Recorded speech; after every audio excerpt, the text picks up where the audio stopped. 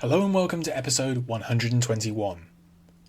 What if we share our world with a different intelligent species, but are separated from them by a failure of perception? And what if that gap could be bridged by a new technology, a new way of seeing? That is the premise of Bob Shaw's 1976 novel A Wreath of Stars. In his ninth novel, the Northern Irish writer combined his interest in optics with speculation about exotic particles and a grounded African setting. This short, intriguing novel is all about perception and how it can both divide and unite.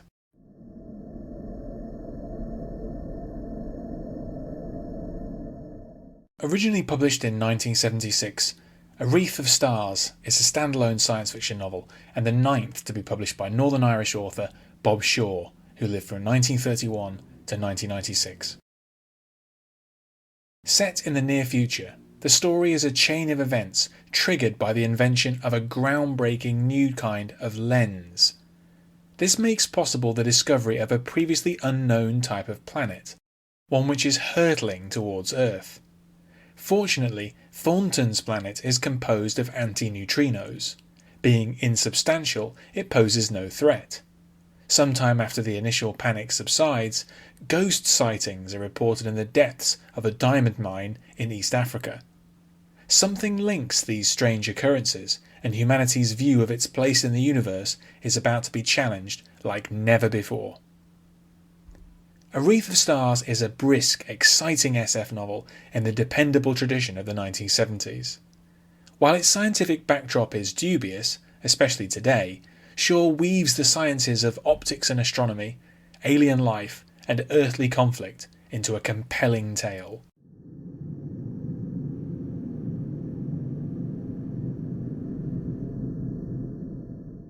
Bob Shaw was born in Belfast on the very last day of 1931.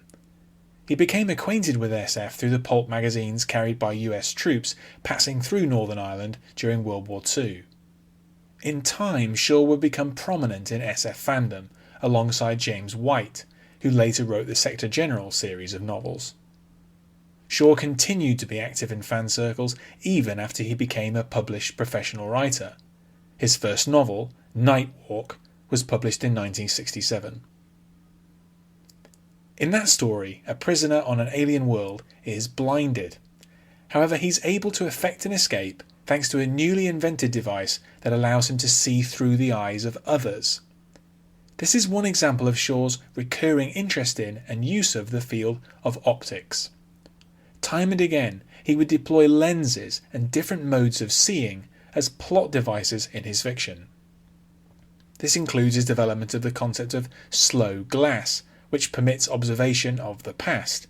This is the centrepiece of his novel Other Days, Other Eyes from 1972. Shaw's interest in this area was apparently drawn from two difficult personal experiences. When he was a child, one of Shaw's friends lost an eye in a grisly accident. A version of this occurs in his novel Ground Zero Man from 1971.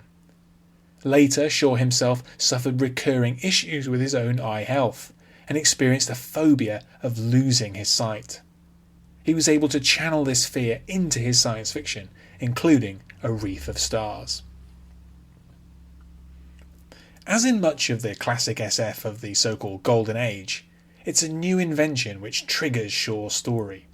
Scientists developed the Magnilux lens, a revolutionary new optical technology with clear applications for night vision use. An amateur astronomer happens to be wearing a pair of Magnilux goggles while stargazing. He discovers a planet which can only be seen using the new lenses, because it's composed entirely of antineutrinos. Dubbed Thornton's planet, it causes a brief panic. However, because neutrinos pass through ordinary matter, and so Earth is in no danger, interest quickly dies down, for a time. Gilbert Snook is an aircraft engineer with an aversion to other people. For this reason he thinks of himself as a human neutrino who does not interact with others. He ends up in the fictional African state of Burundi, where he reluctantly works teaching English to local diamond miners. They begin to trust Snook, and they come to him with an unlikely story. They are seeing ghosts deep inside the mine. Snook realises that the ghosts can only be seen when Magnalok lenses are worn. Soon a small team forms in Barrandi to quietly investigate this phenomenon. This comprises Snook, a fame-hungry planetarium proprietor, a journalist, a UN official, and the de facto leader of the miners. Together they discover an anti-neutrino planet emerging from within the Earth, which is home to peaceful anti-neutrino aliens.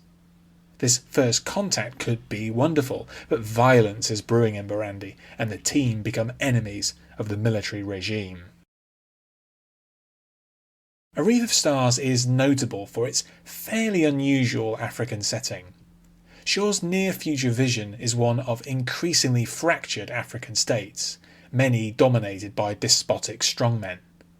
Shaw's depiction of the continent is more or less what would be expected from a 1970s novel, with black African characters mostly relegated to small and or villainous roles.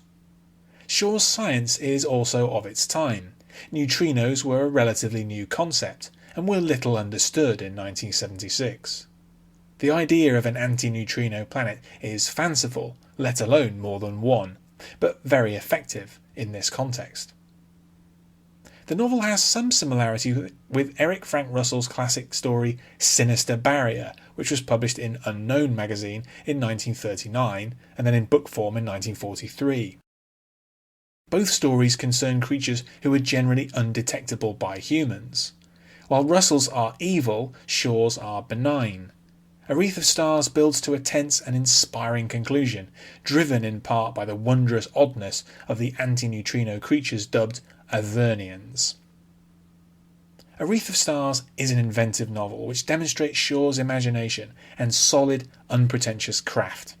It's a good introduction to an author who sadly died too soon, and whose works deserve to be more widely available. Thanks for listening to this episode. You can find more of my writing in text and audio form at my site andyjohnson.xyz. You can also find me on Twitter at andyjohnsonuk, and you can support me at patreon.com/andyjohnson. Catch you next time.